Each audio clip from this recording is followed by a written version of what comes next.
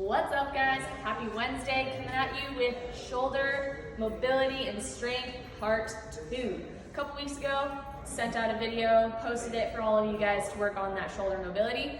Today I'm coming in teaching you guys a little bit about some strength that you can work on at home or at the gym or at open gym, since we are now back to open gym spots. So without further ado, let's get right into it. The first one, you will need a band.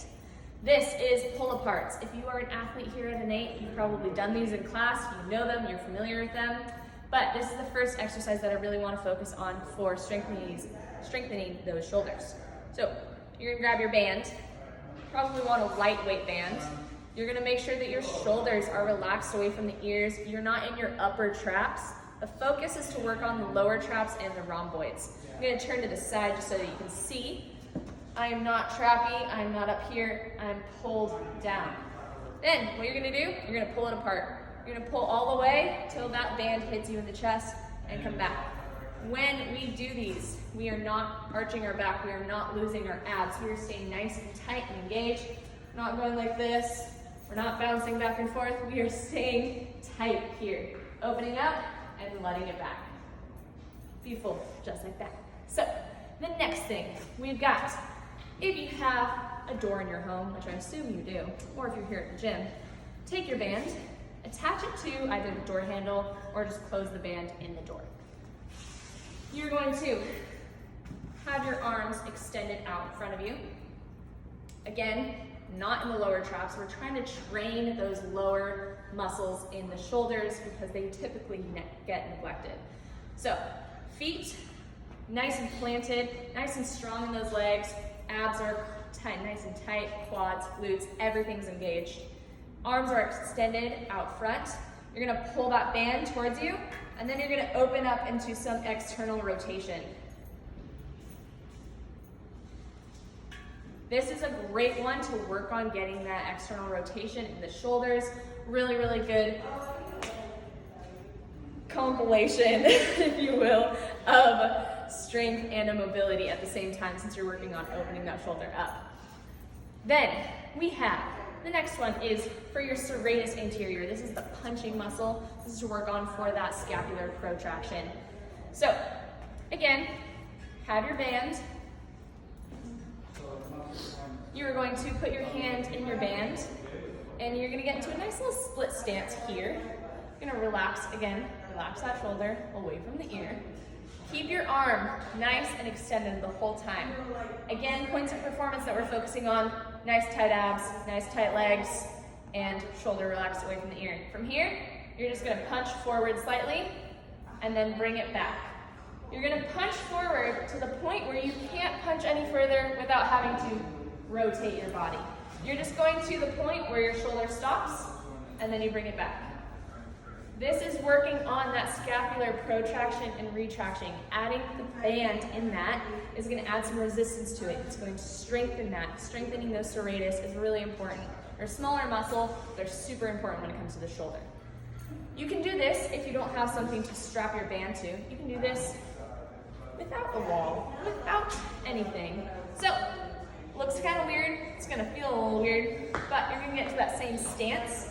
Your arms are going to be extended out in front of you, and you're going to do the same thing, alternating one at a time,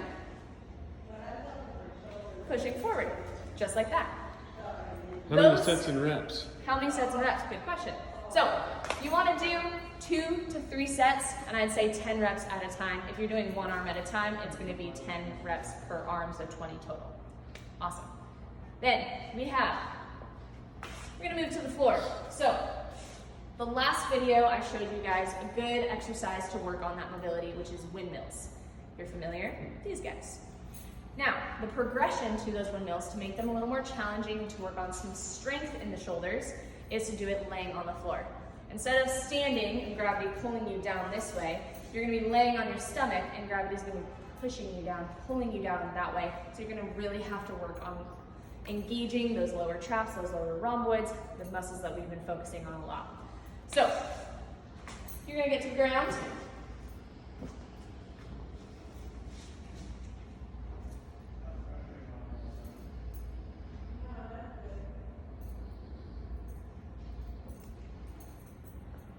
Some things to focus on. If you noticed, my forehead was resting on the floor. When you do that, it keeps your neck relaxed. Placing your forehead on the ground is going to relax the neck. We don't want our neck to be strained. You don't want to be lifting your head off the floor. You want to stay nice and relaxed in the spine. The focus is on the shoulders, so that's where we want to be. The second thing is, when I lift my arms off the floor, I am not lifting with my upper traps to lift off the floor. I'm lifting with my rhomboids, like I'm trying to squeeze a pencil in between my shoulder blades in the back. That is the progression for the windmill. Then we have two other moves that we can do on the ground. The first one is the fly, and the second one is the fly and pull. The fly is the regression, modification to the fly and pull, which is the progression of the movement. I'm gonna demo both and then I'll talk about them. So the first one, this is the fly.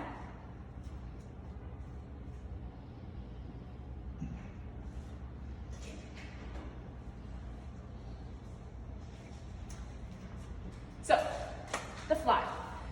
Very simple. You've probably seen this if you've ever been in any type of PT and you've had shoulder issues. They probably made you do this one. This one's really good just to reestablish getting out of those upper traps and learning how to retract those scapulas.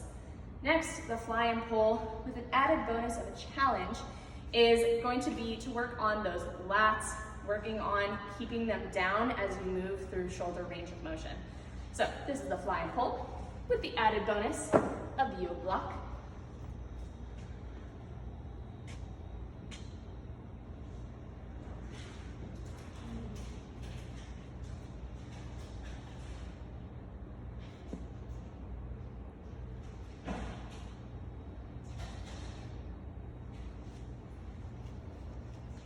So that's the fly and pull. That one's a little more challenging. If you know that maybe just doing flies is going to be enough for you, and great, work on those.